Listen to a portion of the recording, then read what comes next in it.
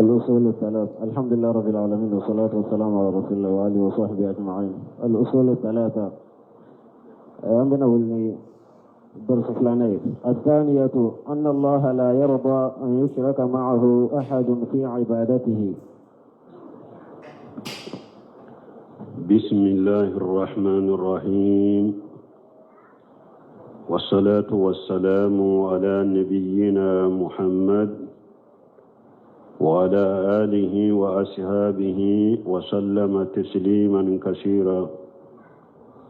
سبحانك لا علم لنا إلا ما علمتنا إنك أنت العليم الحكيم. أستغفر الله الذي لا إله إلا هو الحي القيوم وأتوب إليه. اللهم انفعنا بما علمتنا وعلمنا ما ينفعنا وزدنا علما. بيا الغمساسوية هجرية باكلاني كمناني أني بيناني أني شبا هجرية سانكالو فوا هجرية سانكالو سبنا ربيع الأول من هجرة سانكالو سبنا بيسويني ومغاني كونتونا دي ميلادي نصاروكا جاتي بافلاني مغاني كلي سانكالو تاني كلينا بيسويني وناني نادي ambe dawda bu masjid rajahu ambo kono darsube minye sheikhul islam muhammadu ibn abdul wahhab aka kitabu kono salasatu usul yorom minna ko wajibira silama ken silama muso kelen keleka ikam masaila sabado ikabara kenuye afolo kuma temenoka أن الله خلقنا ورزقنا ولم يتركنا حملا بل أرسل علينا رسولا ويه مسائل فلو يكما تمنوكا. الثانية مسائل فلنا أن الله لا يرضى أن يشرك ما هو أحد في عبادته. أواجب سلامك كلين كليكا silama ke silama muso awajibira beka aka do ka barake naye ko ala te je naye ika fen fara alaka aka batola ni wajirba silama kelen kelen kai kera che kera muso ni ndo ika barake naye ko ala te je naye ika fen wore fara alaka aka batola سنين كدو شيخ سال فوزان كسره لا ابن سمين رحمه الله لك كسره كنو ثلاثة أصول أقف لن كفويا كافريا على تجينو يتوغسي على قرآن كنو إن تكفروا فإن الله غني عنكم ولا يرضى لعباده الكفر وإن تشكروه يرضوه لكم. Qur'ana kono ala ko akon naw kera kafiriye ala mako sitawla ala karim masade kabo awma me ala te jenay wala yarda li ibadihi al-kufr ala te jenay aka jon kafiriya ala te jenoy togoshi ala ka jondo kake kafiriye kake mushriki ala te jenoy togoshi minni ala barikada ka ala kerempew bato وكدي علي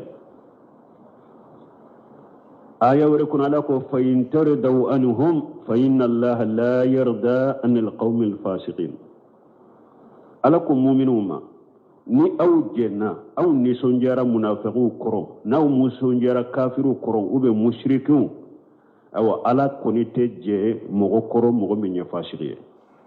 ala teje koro balmo filan kafuya junubu bere bere bade do wodiyato ala ye nyamarali ke aya werela ko kele kake jihadu kake fulanka foya kanato dugu koloka dina be kake ala tayala kelimpe ko bato wa qatiluhum hatta la takuna fitnatu wa yakunu ad-din kulluhu lillah. Ala ko mu'minu ma ko ye mushriku kele fulan kafuya kana to dugu koloka dina tauhidi abeka ke ala kelempew ta ala kelempew ka batu foy kana batu ka faraka fulan kafuya ka yira ko amani ala ko inna allah la yaghfiru an yushraka bihi wa yaghfiru ma duna zalika liman yasha ala te yafa ni mo ye fulan nafar ala ka isaraka ala te yafima qiyama keneka mi junubum min te fulan kafuya ala bo yafa mo ma min yajiya ala ko ayawre kono innahu man yushrik billahi faqad harama allah alayhi aljanna wa mawahu an-nar wa ma lidh-dhalimin min ansar ayawre kono ala ko akuni mo ni mushrik yake ka fimore bato ka fara alaka arjanna kera ima haramuye arjanna doni kera ima haramuye lagara ishigi yoro jahannaba tasuma de tonyali kela deme bagate sura bolo lagara donc mbalmo nin koso fulan kafoya togo siala te jenoye ni ala fana ma jeni minye silama muso mumini muso ifana kana jenoyo togoshi silama si kana jeni fulan kafoya ikera muso yo ikera cheo ala ma jeni minye e kana jenay akana jeye chogoshi kana tigi deme chogoshi wala shawsal fawzan ko hadhihi al mashailatu muta'allaqatu bil mashailati al ula akunni mashaila min fulani nye mashaila min temena anye adilo lembe odela لأن الأول هي بيان وجوب عبادة الله واتباع الرسول صلى الله عليه وسلم parce que masaila folo o ya yiranna de ka bange anye ko awajibira anka ala bato anka tugu ciden ko aka fota na ketala masaila folo nyode yiranna wa huwa mana shahadataini ode fanaye sheru kuma fulan mana yo ode ala kelempe ko bato tuguli ka ke ciden ko sheru kuma fulan mana yo ode mana shahadatu la ilaha illa allah wa shahadatu anna muhammadan rasulullah masaila fulay alayya de sheru kuma fulan mana de ka fo bato fen shite min ka bato cunye ni ala kelempewte muhammadu ala ka ciden de masaila fulay la nyini ode la ilaha illa allah koroy ala kelempew ka bato tuguli ka ke ciden de ko wal masailatu thaniya masaila fulanna min fulanni nye anna al ibadat idha qalataha shirku fa innaha la tuqbal ni masaila fulanna min fulanni nye nimbena banga nye de ko ala bato ni fulan ka fuya nyagambira ala bato la duro atemina fulan ka fuya na nyagambira ala bato la atemina لأنه لا بد أن تكون العبادة خالصة لوجه الله عز وجل parce que fo bato akake ika bato kalashi kake ala kelem tawde faman abada Allah wa abada ma hu ghayruhu fa ibadatu batilatu wa wujuduha ka adamiha nim mugo ye ala bato eye fe ngore bato kafara alaka ika bato nye bato chialende bato yi soroliye abe komi ate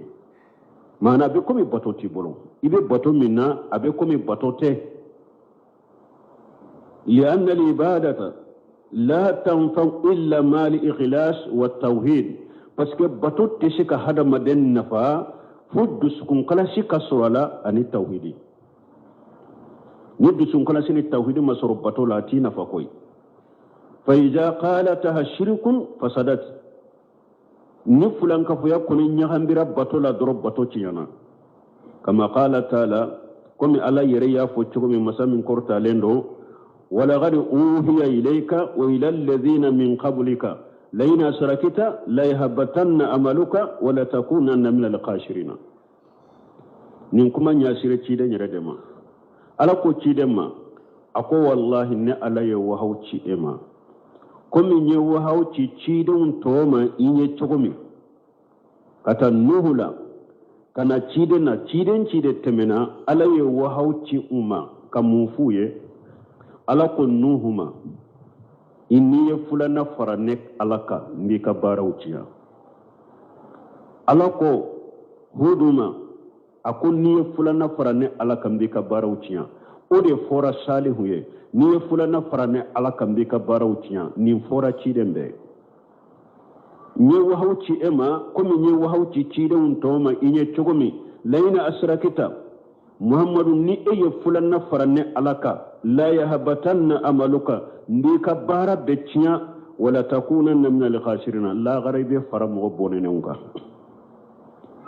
bal mon ninni nye chide nyere edo ana ka bonyana ka karamana ka magama ni alaye kuma nye si chide nyere ma ko ni chide ni na ye fulana fara aleka kwa ba ka bara becciya mugo todo wali jude ka bara teciya na ye fulana fara alaka shegu de ka bara ta ciya na yi fulana faralaka ma ba de ka bara ta ciya na yi fulana faralaka wa ci da nyere ala kun na yi fulana faralaka ko ba ka bara be ciya abolo kullu garabe fara mu bonenunka wa qala subhanahu ala kun masamin korota lendo walau ashraku lahabita anhum ma kanu ya'malun tumami ala ya ci da tanu suratul an'am kono aye ci da mugani duru de foye ka betanu ayay laban ala ko nin cide munun fulen ni nyem mugani duru ninne ala yufo awye ku tanu ku majamu nin nunun tunye fulan na farane alaka uye bara munun ken tumba betiya tumbu ka bara betiya donc ni cide unye fulan na fara alaka ka bara betiya yoromi mugo todo ni ede fulan na fara alaka ni ka bara te ciya ba فالعبادة لا تسمى عبادة إلا ما توحيد أو بطو أتولي كو بطو ني توحيد تالالي شيكا سالي تلبكي كسالي شنجو تغو جاكو بو هيجو كي ewa sinyakeme jag ewa sunke kanafila sumbeke metanke fulankafoya bika batola ete wele ko ala batola ni fulan kafuya tauhidi ni tauhidi ko ni te batola doro atewele ko bato kama anna salata la tusamma salat illa ma tahara comme ni sallite wele ko salli ni sene ya tala chogomi de bato fana tisika wele ko bato ni tauhidi tala ni mogo min wulila ka salli ani janaba ka tugu ka salli mogo min wulila ka salli tala ka tugu ka salli a sallirawa ate wele ko salli ni salli te wele ko salli ni seniya tala de awa bato fana te wele ko bato ni tawhidi tala fa ija qalat ashirku libadata afsadaha ni fulan ka foya ko ni nyagambira bato la droba ciade kama anna tahara ija qalataha naqida min nawaqil udhu afsadaha wa abtalaha abikum min seniya fana fule ye sallijita ni salliji tinya fewndo yi soro salliji mbe tinya chogomi de ewa abo chogo kelende la bato fana ni tawhidi masurala ni fulan ko fa surala la be tinya chogo de la wali haja ninde koso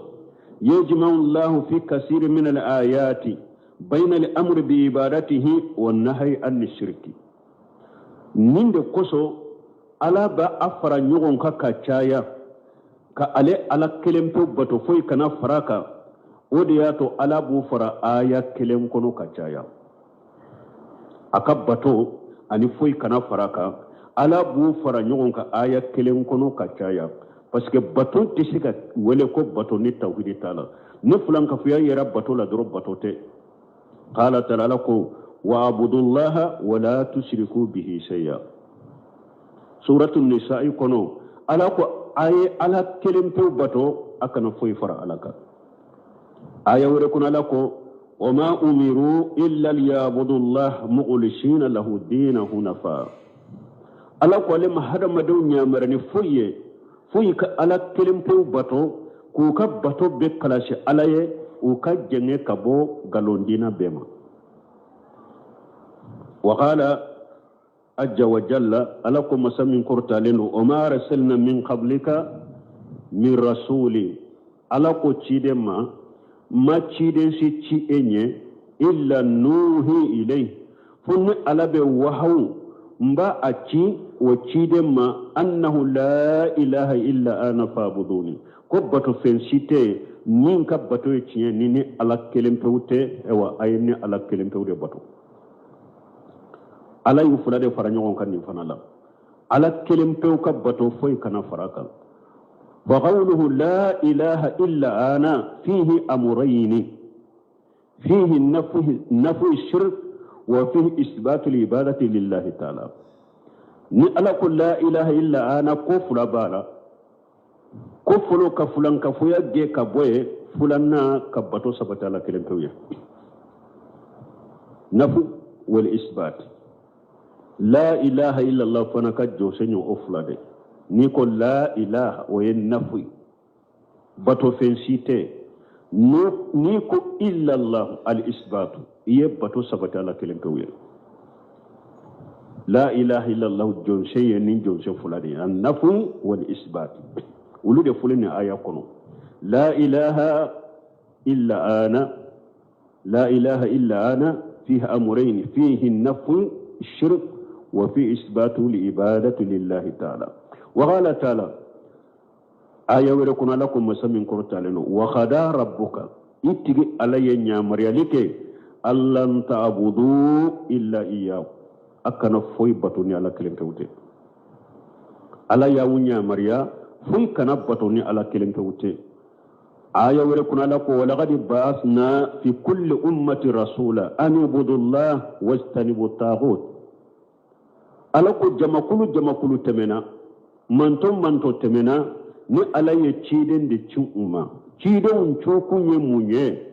ala kelempew ka bato uku yere kolosi fulan ka foya barawma ciden be ciranu ode qarranan bayna ibadati allah wa istinabi taghut ala kelempew ka bato ani ki yere kolosi taghutuma ala fule ku utugu nyogona aya in kono لأن عبادة الله لا تكون عبادة إلا ما استناب الطاغوت وهو الشرك بس كبتو أتشك كبتو أبدا فويكي يريك كروشي طاغوتوما طاغوتي يموني فلان كفويا بتو تشك كبتو أبدا فويكي يريك كروشي فلان كفويا ما ألاكو آية وريكونو ومن يكفر بالطاغوت ويؤمن بالله فقد استمسك بالعروة الأسرى لا انفصام لها ala kunni mogo min kafirani taguti ye fulankafoya i bannoma i kafirani fulankafoya ye i limanani ala kelempew ye kala kelempew bato ala ko eye juru min ka giri na tettige min ye tawhidi juru a tettige ni abada fo akati bilari janna fal imanu billahi la yakfi illa ma li kufur bi taguti ka fo limanani ala ye wote wasake abada foyi ka ba tagutu fana made ika kafirani tagutu ye ika kafirani fulanka foyai wa illa fal mushrikuna yu'minuna billahi lakinnahum yushrikuna bihi liman yadrunta wasake foyi ki ba fulanka foya made sino mushriku liman ne alayo me uye femure de bato ka faraka wadallai munye ala ko ma yu'minu aktsaruhum billahi illa wa hum mushrikun ala ko caman malli manani ala ya abada tauhid rububiyya la illa wa hum mushrikuna fo uyafula nafara alaka tauhid uluhiyya la mushriku li manani tauhid rububiyya yo mushriku bado maka mushriku tumbado wala de uluda ala de sankabada ala de dugma koloda ala de besanji nati ala de be ulu garjage ulli manani tundon ninye ba fo tauhid rububiyya ulli manen tunye nunu nye me uye fulana far alaka batola bayana subhanahu ala ya banganye masamin seni alendo anna indahum imanu billahi ko mushrikun kallimanani ala ko abu bolo yede walakin yufsidunahu bishirki wal ya'ij billahi me uyi ba cinyani fulanka foyade ala ya ira ko mushriku limani abu bolo de min bu kalliman yayinciya ni fulan kafuya dai haja mana qawlu shaykh anna man abada Allah wa ta rasula فإنه لا يشرك بالله شيئا. أو الشيخ محمد بن عبد الوهاب كما لن ينين ناكو كوني مغو ني على بطو إتغرا تشيدن كو فإنه لا يشرك بالله شيئا كو إتفوي فرا علىك ni mogo mogo ala kelempe batu itugura ciden ko ete foy fara alaka lianna allah la yarda an yushraka ma'ahu ahadan fi ibadati parce que ala te jena ikam mogo shi faraka akabatu la mogo shi ala te jena ye akadam feunna ikam mogo shi faraka akabatu la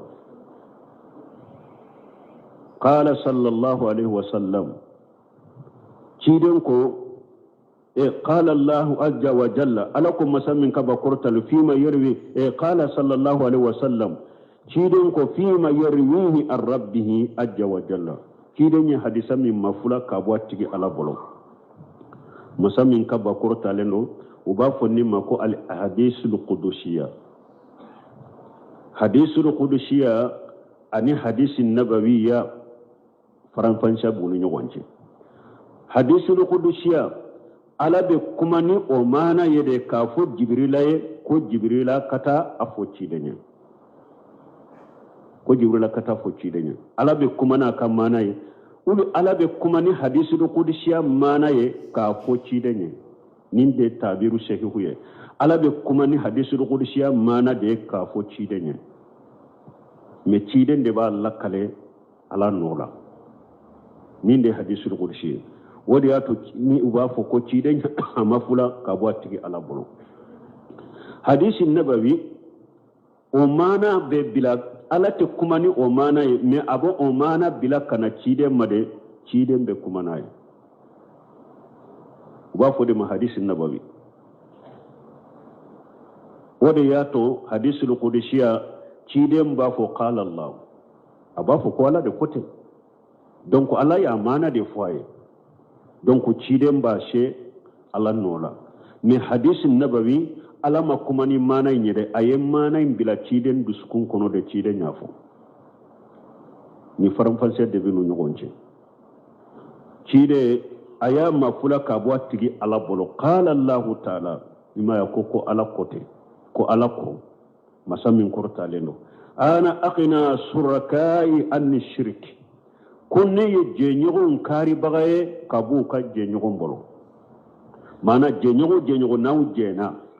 ni ebe sheka kari jenyogo na chogomi I jenyogon fana be sheka kari ela chogomi ni ala de be sheka kari jenyogo la katima ubeka man amila amala ashraka ma fihi ghayru tarakituhu wa shirkahu aw ala koni mo ni bara doke ala bara lagara bara iye femure fara ne ala ka bara inna ani ka bara wo ne ala makota shila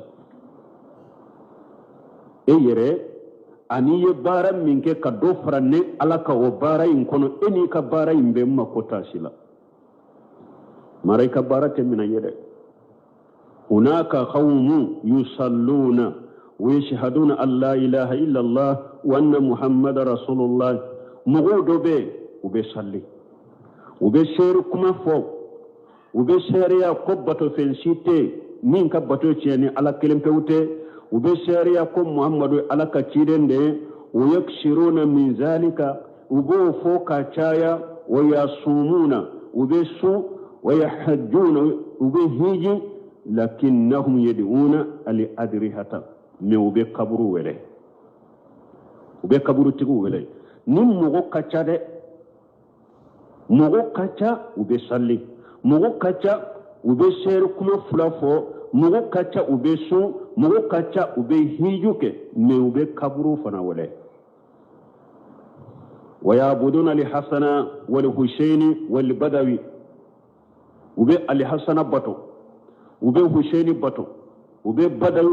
badawi mogo dode de abe misra da kaburu be uba foko wali judedo aleka walijiya ko alayelela bon sanfede tile binani abe akunkoro talendo sanfeta tile binani abe jigi wakati mi ko alayeli hamuni wahaw jigaleka badawi yode aka kaburu be misra uba bato kantigelu be kala dafalu be kala kaburu dobe misra uba foko ali hasana ka kaburu uba bato ali hasana ka kaburu te misra ali hasana ali husaini uba fo ali husaini ka kaburu ko abe misra ubo fana bato ali husaini fatura karbala uya faga al karbala don kiba ko fagara yoro me kaburu bo o yoro de la ni ube kaburu mu fo misra ko husaini ka kaburu do cinyata la me uba bato ube ali hasana bato shiyaw kalite dobe rafida nunu shiyaw fule u ka kalite kacha u ka kalite beta muga ani fula komi safari ni ya fa ka akida la chomi shiyaw kalite beta muga ani fula la me kalite dobu la doni ke bawo ko shikate uluka kafiriyala shikate uluka kafiriyala munu ni rafida wiye jafariyaw munum be alhasana nunum batu be husainu nunum batu wo ubuka e wa nyema ubu batu donc kuke alaye shikate uluka kafirola munum be alhasana nunum wele ube husainu nunum kaburu ube bada wele wa fulana wa illana ani karasa min donendo ani karasa min donente ube ulu batu wa yastaghisuna bil amwat ubu damakashi sula هؤلاء عبادتهم باطلة نونون كبتو تشيالندو أيه سبتكم يا كان مسوقا كنو أيه سبتكم دي ها هؤلاء عبادتهم باطلة parce que nous sera dola ya ke mimu de dro ama humu kala ha wala millanyine ibadatihim sebetko de tiana haulai ibadatihum batilatu nunun tigilamo kabbato cialende do munum be salli ser kuma ube fo muhammad rasulullah be fo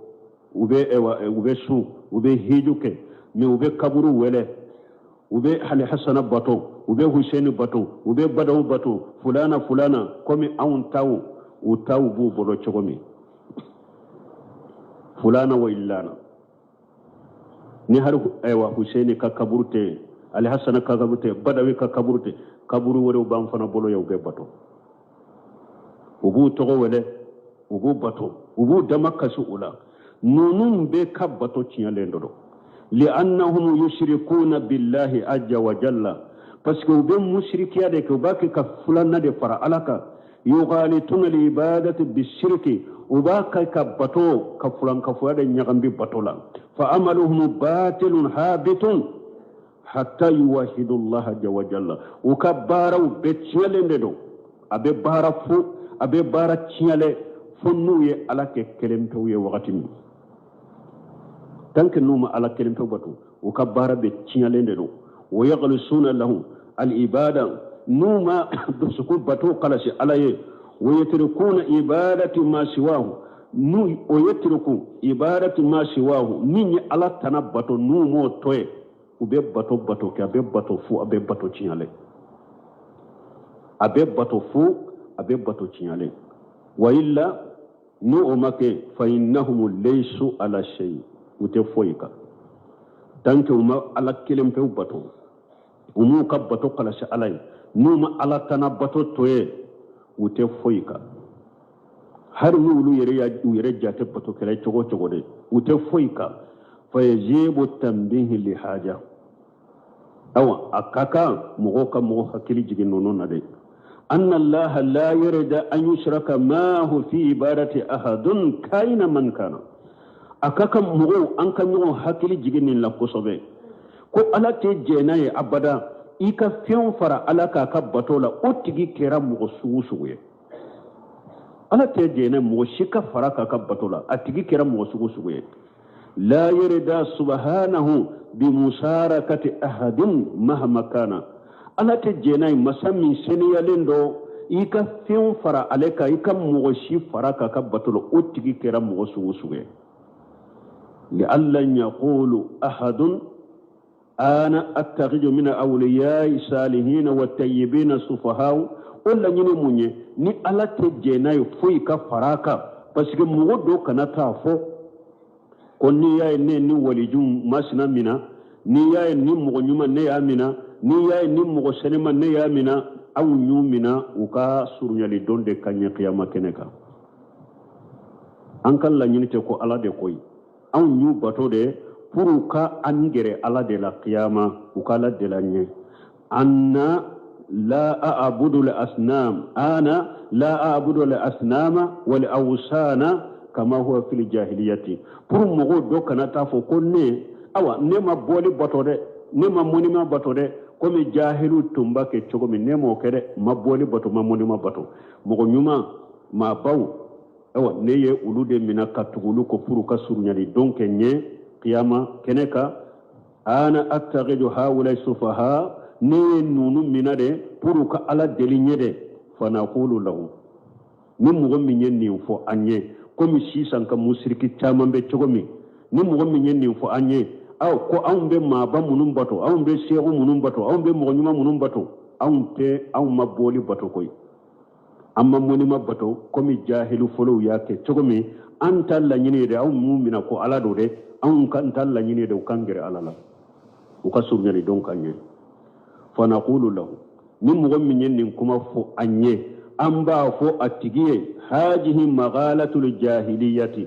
ewo yifule kan nin kuma min fore ewa jahilu foro fana ka kuma fulen ninde jahilu foro yenninde fo inyew attaqaduhum sufaha inda Allah jahilu foro fana yemmoni mamunum bato yeboli munum bato ma fo ala do o ko de ko bu gere ala de la qiyama o be surnyari donde kuye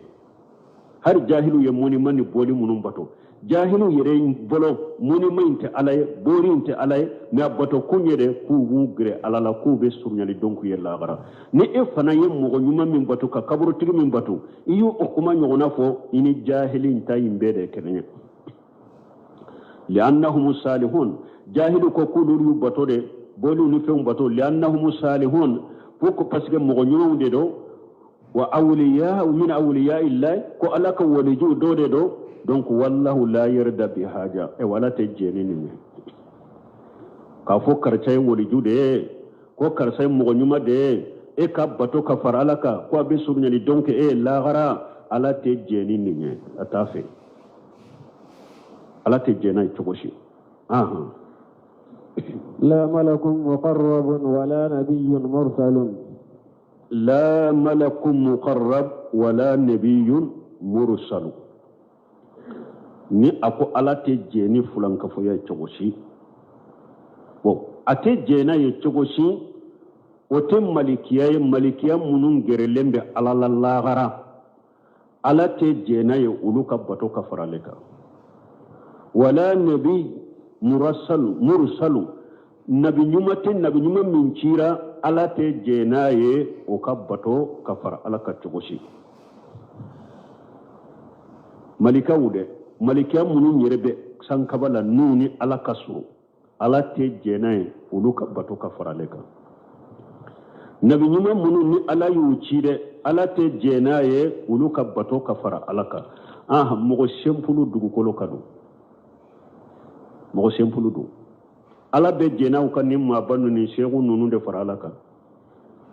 malikiya munun yerebe sanfe nu gerelembe alala nu ka bara nyuma nu ka bato ye ala te jena ika wulu bato ka fara alaka ayen nabi nyuma munun ci ala te jena ika wulu bato ka fara alaka aw de betna ma ba munun ba bolo ya be munun wala ko ma ba ni shehu ni fe ala be jena wulu de ka bato ka fara ka nabiyyu murasal minye shehu salihu ibn al-aziz ala shehu ale fana ni yoro sarahu la akon nabi nyuma ani cire faranfansiya dobu no nyogonje الفرق بين النبي ورسول النبي هو من أوحى إليه بالشرع وأمر بتبليغه إلى قوم موافقين له أو لم يؤمر بالتبليغ أكون نبي ما يجوني مين ألا يوهو تياما نساريا دوye أيانيا مريا ko aka Allah she mugoma munu nya benyonya munu sonna ye aka kuma illa she uluma ube amanya mariya kalla she mugoma ayre ka barakena konninde to kon nabi nyuma ala ye wahaw ciyama ni sariya dɔ ye k'a ɲamariya a ka a lase mɔgɔw ma mɔgɔ minnu sɔnna ta ma a ka lase olu ma ou bien a ka a lase a yɛrɛ ma dɔrɔn a kana lase mɔgɔ wɛrɛ ma ko b'a fɔ nin de ma nabi ɲuman wa rasulu huwa man awha ilayhi bi shar'i aw kitabin wa amara bi tablighihi ila qaumin mukhalifina a ko ciden ye mun ye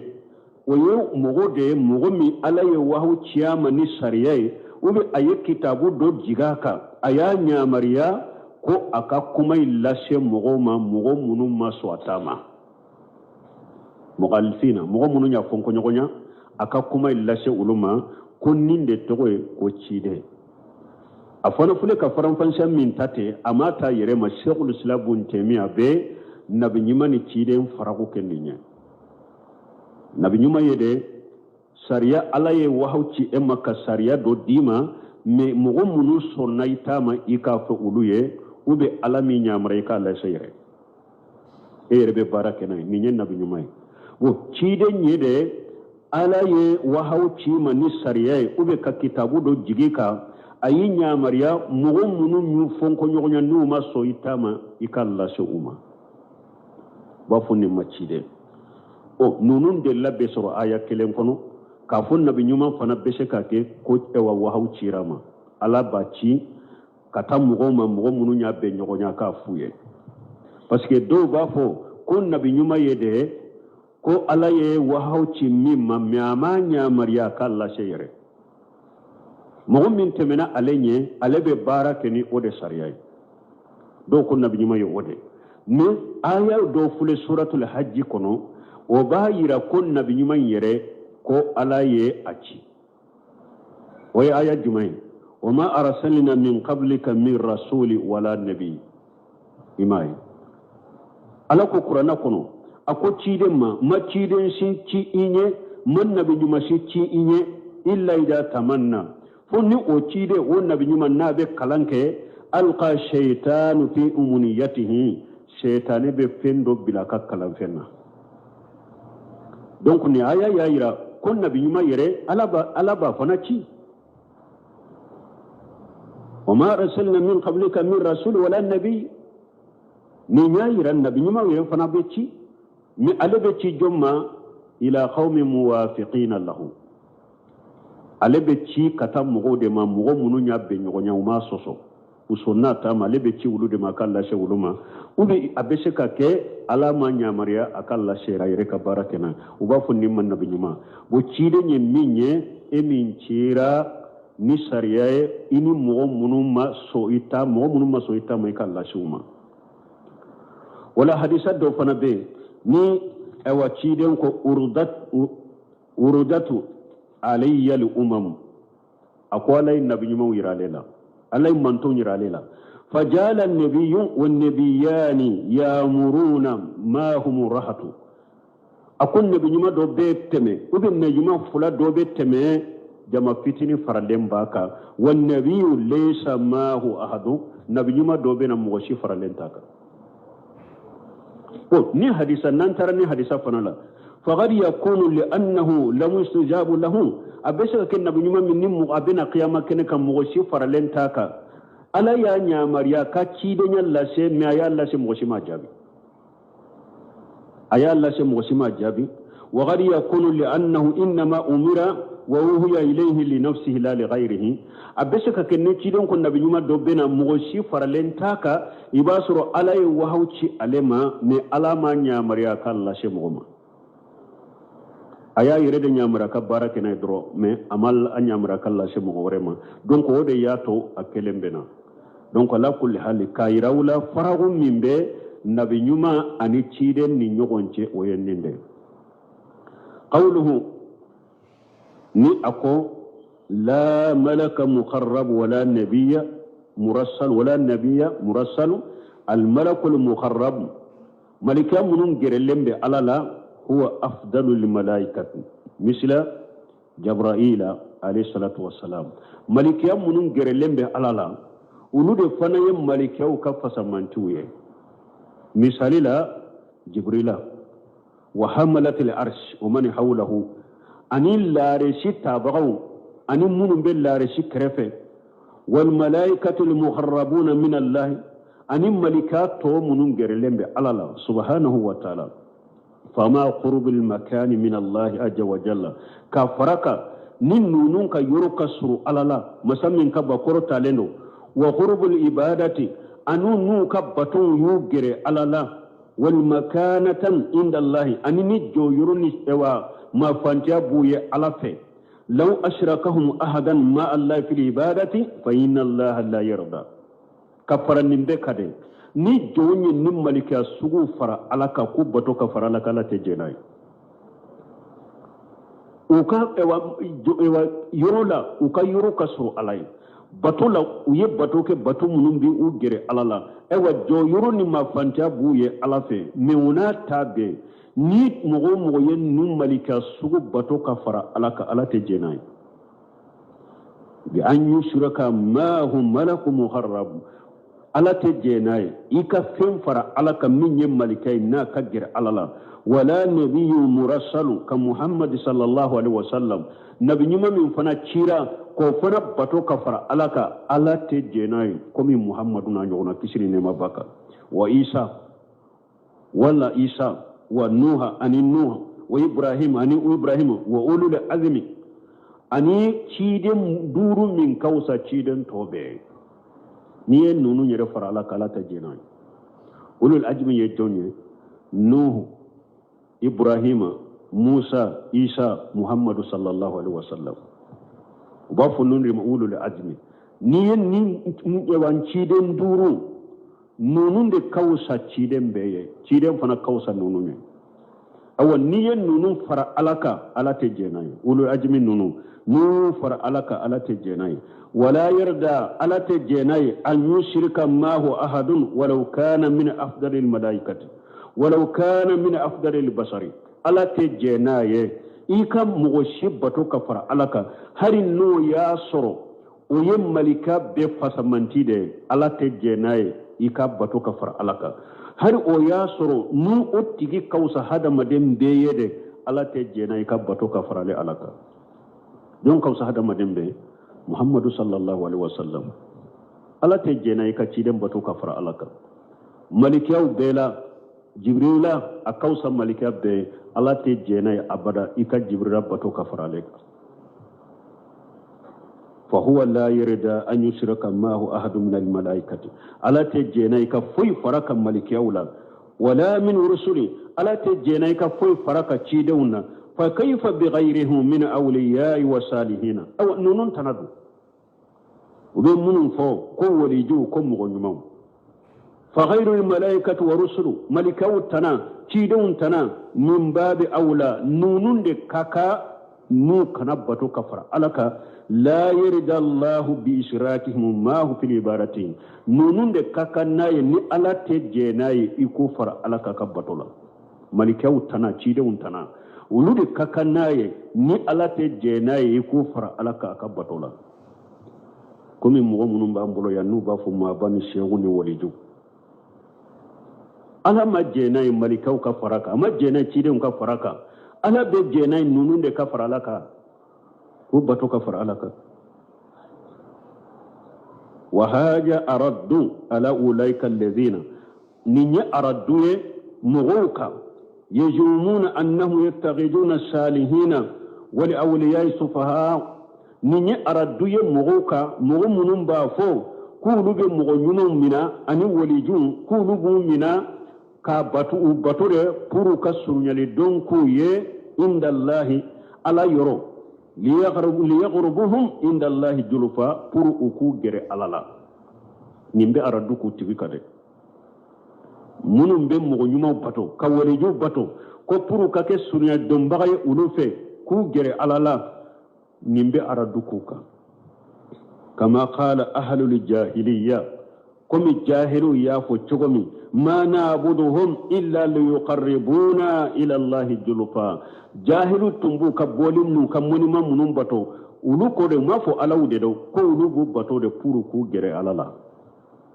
ko jahilu fana yode fo monima munun tumbe jahilu bor min tumbe kulu de batu min tumbe fara de batu min tumbe ri mogoni de batu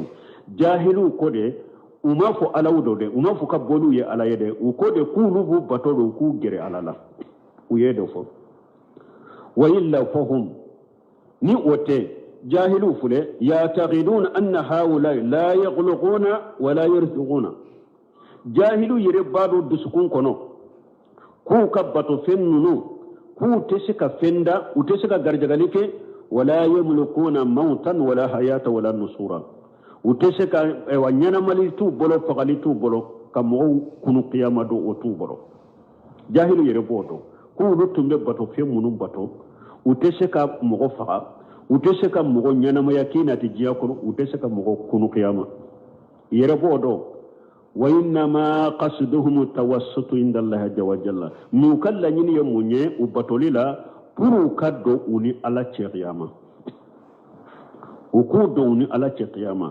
ولذلك صرفوا لهم الشيء من العبادات تقرب إليهم نيند كوسو ويبطو دو تاكادي وكبطو فيوما برو اوكو غري وكبطو فيونا ذبحوا للقبور ويكنتغلك كبرويه والنظر للقبور ويدفلك كبرويه واستقاسوا ودم كسر وحتفوا بالاموات ويسوا ولا نيمبي مونيه pour ko gere alala aw donc o de fana nyo nyalendo anka jamana wonu kono ya ka kantigelike kaburu tiguye ka dafalenke kaburu ye ki dama kasi kaburu la ki kuno ka kaburu wele o de fana be abe jahili bala abe mushrikiya ala te jeni nishiye men bari ma problème ye munye munun ko lu islamay munun ko lu bu dambi kata sunnama nuni o kaburu batolaw fana beta sigi kwanka ke kelenye ko islama be kelenye kabako yindinde kabako belebele bay yindinde ala yere ma jeni minye ala te jena ye fenka bato kafara alaka ni eko ye mu'mini de islama de e bi yere dambi kata sunnama e fana be jeni fulanka foya e chogodi nini mushriki beta sigi yoro kele kwa uye kelenye e be siko ke chogodi mais Umar ibn Khattab yenni fode ako salas yahdimuna ad-dina jallatul alimi وجدال المنافق بالقرآن وأئمة المدلون عمر بن الخطاب كو سبا أكو بدينا غورجاغري كابوي بيو كو فلو يموني كو دوني كي بغا كسيرا بلا ني دوني كي بغا يري يسيرا بلا مغو دالين بي على دلا ونيانا بسيرا على نيدي ونيانا بي على تادي فوالي يسيرا بلا وبدينا غورجاغري fulanna munafaqi ni akumana doro abe qur'ana ayafo nimbe dina gurjade komi karamugo chama be jamana kono chogomi ado be dambe kata sunnama ado bu yere jate islamiya e ka soro foitu kono ni sunna konya ni islamiya juguya ni islamiya gurjadite no tigi koko na be kuma ni qur'ana e umar ko be dina gurjade munafaqi na be kuma ni qur'ana e o be dina gurjade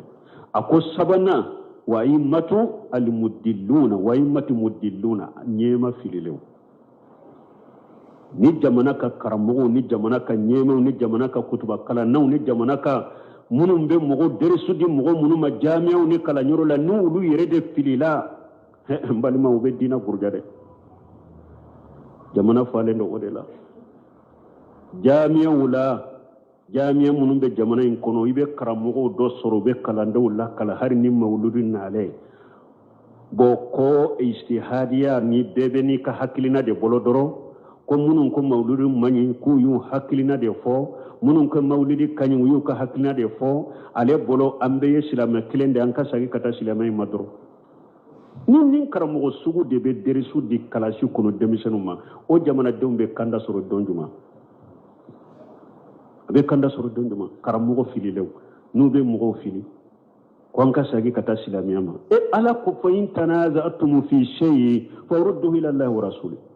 ala kunna ayi nyogo soso minna ayi sagi kata qur'ana hadisa e be ta do kalande un kunna kwambe islami kelen yanka sagi kata silamiyama dorambe islamai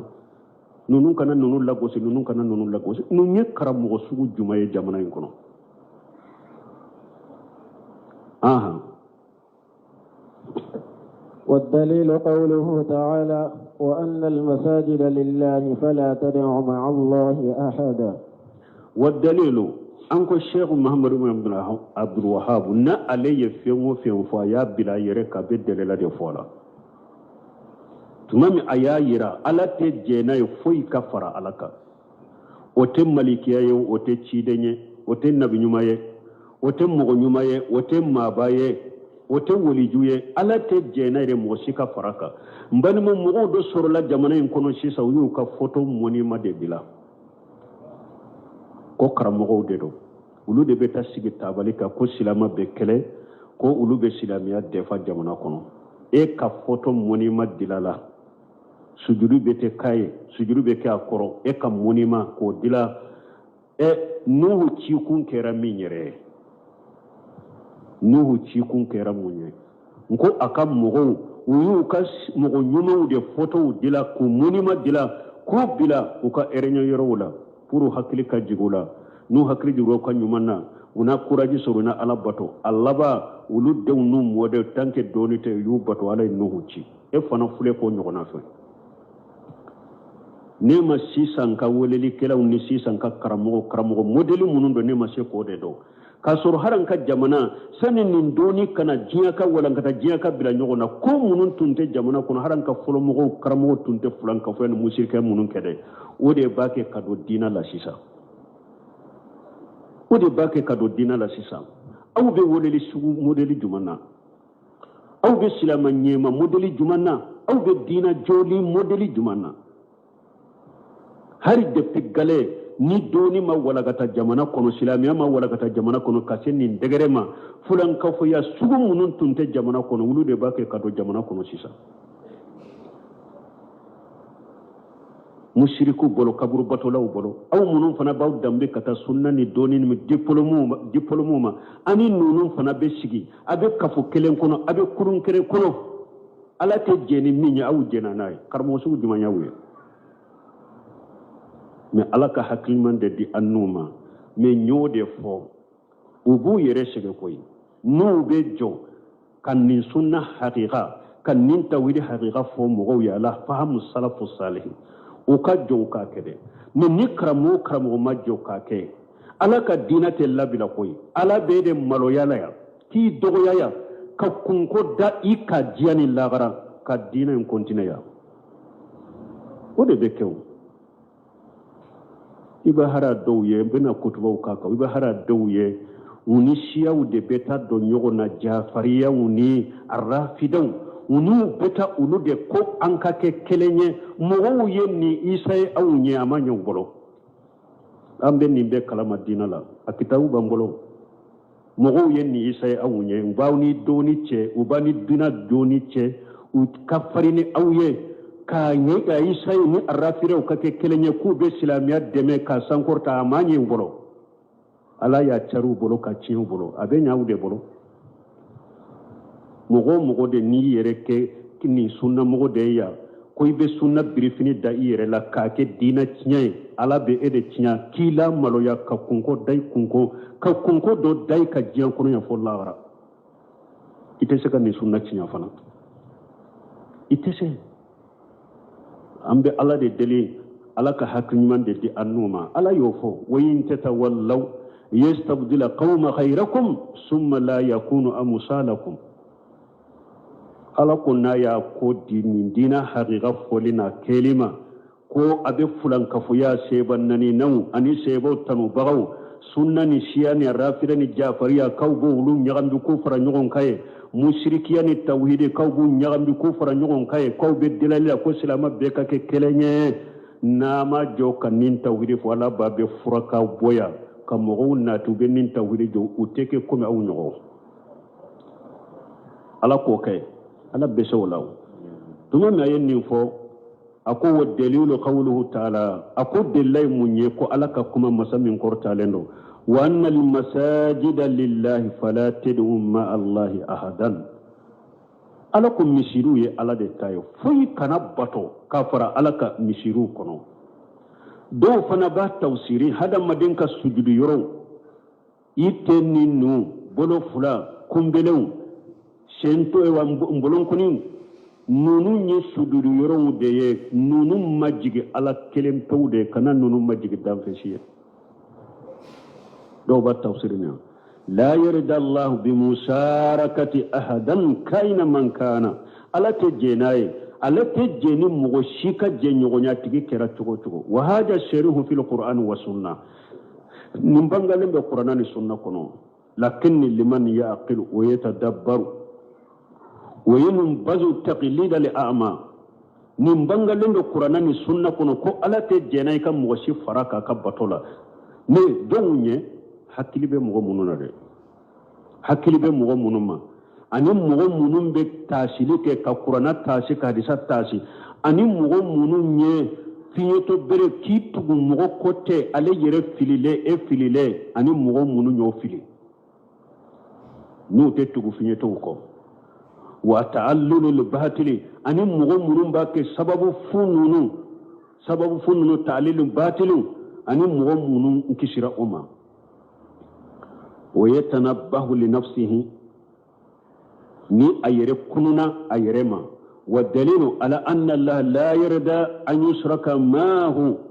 ahadan kaina man kana delay jumay konni ala te jenaye fuy kafara ala ka kabatola tigi kera mosuusuge qawluhu ta'ala wa anna lil masajida lillahi fala tad'u ma allahi ahada al masajid hiya buyutullah mishiru ya ala ka sode wa hiya al mawatil al mu'iddatu lis salat mishiri de yoro min labbe na salli kama wa hiya ahabbul bighai ila Allah awa jamana kono dugu kono yoro munun kadi alaye o yem mishiru de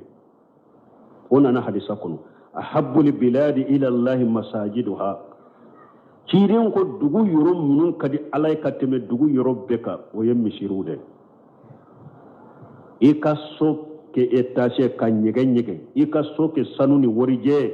ate fama ko alaka so bogo ajo ko misiri abe fama ko alaka so minne ka so masir la nyana chogo ate fama ko alaka so nim misiri dilalani bukude misiri dilalani tantande abe fama ko alaka so ewa dugu kono ka yoro munun kadi alay misiru yoro de do medo ya akanto jamana kono ya kom misiri yere chayara o ni fajiri sera fambe Allah akbar wallahu akbar me adate magabari wala atigi date magabari la ko bari chayara ta fo bari kachi abafu ko misiru de chaya misiru kachi haribi ni mogo beta sigi tabali kelende ka kwa ube silamiya fo nyogon fe kawbe silamiya bara nyogon fe alaka hakliman di jamana ka silama nyemo na ka doni ke ba umade ahabbul bigha ila Allah wa hiya buyut ajina Allah an turfa wa yuzkara fiha ismuhu misirude ni ala ya ke sariyae an ku korta aya ke sariyae an kala tofu kono ajina koroyode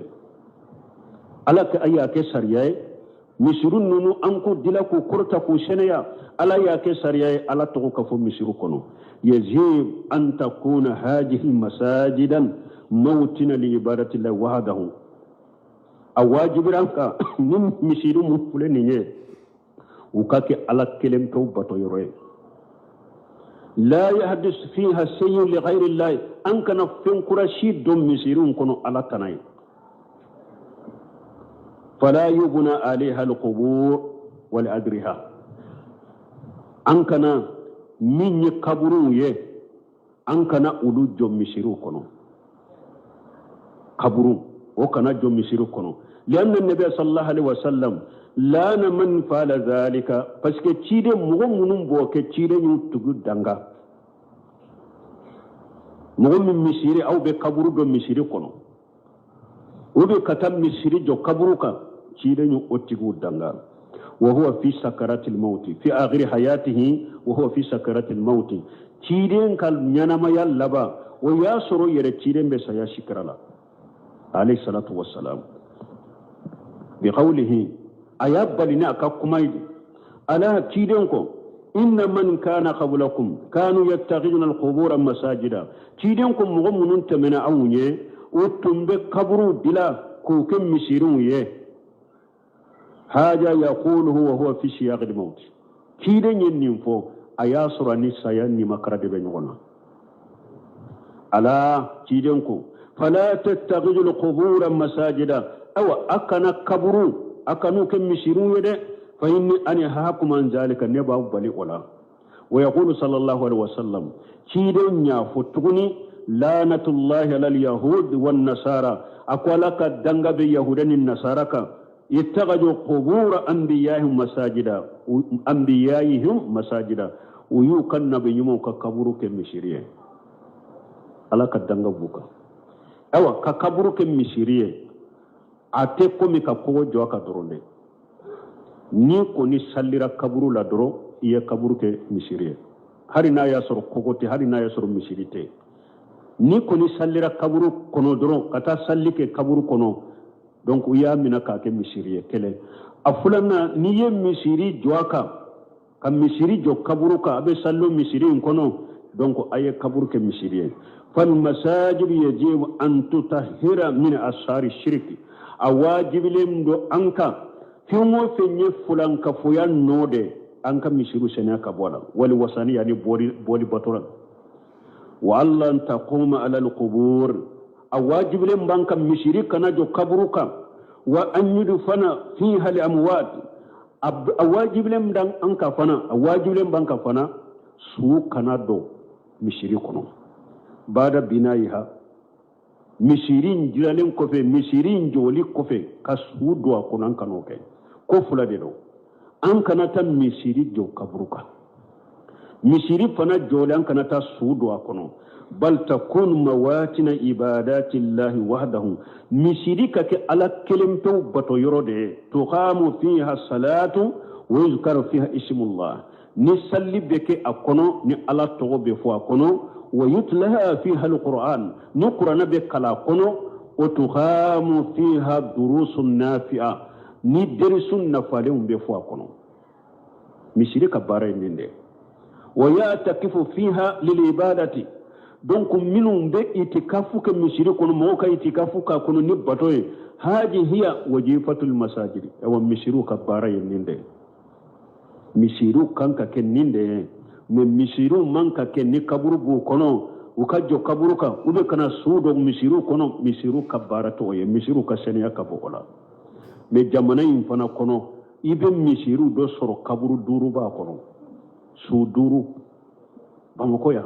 misiru do be su duru be soro kono misiru do be su fula be soro kono misiru do be su kelen be soro kono ala kan kisikan tanga balmo wakati sera ni ala jenana ye derisu to wa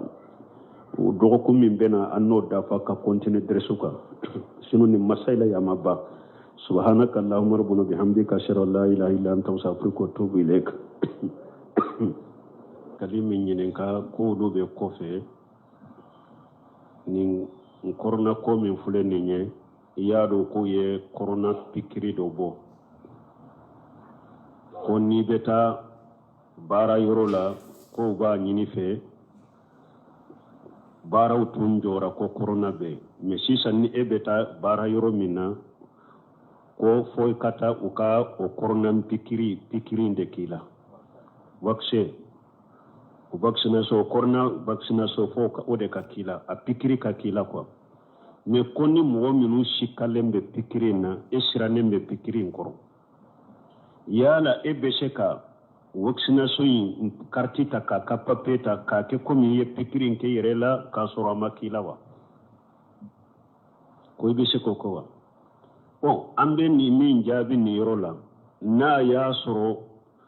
asabatilendo fule ka vaccination min dilate mogo chama nyere sikalemba la mogo siralemba aye ajelente mogo ye dana yataka nin ko sugu nin nya kinyere la kanake bana wore ye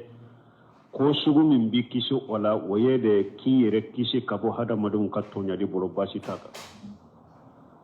n'a y'a sɔrɔ ko dɔ a donna n'a ma kɛ a tɔɔra bɛ kɛ se jamana ma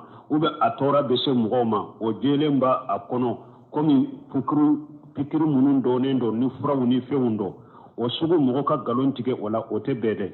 mais nin ko sugu min filɛ nin ye hali kafiriw yɛrɛ de sikkalen b'a la hali olu yɛrɛ nasaraw de sikkalen b'a la u dalen tɛ ko in na ko jɛlen don o ko sugu ni mɔgɔ min bɛ se ka fɛɛrɛ dɔ kɛ n bɛ kisi a ma cogo min silamɛya sariya ma baasi k'i kan tant que a ma sabati ko hɛrɛ b'a la sikasika b'a la ko tɔɔrɔ b'a la mɔgɔ min b'i yɛrɛ ɲini o ye cogo min baasi t'i kan o la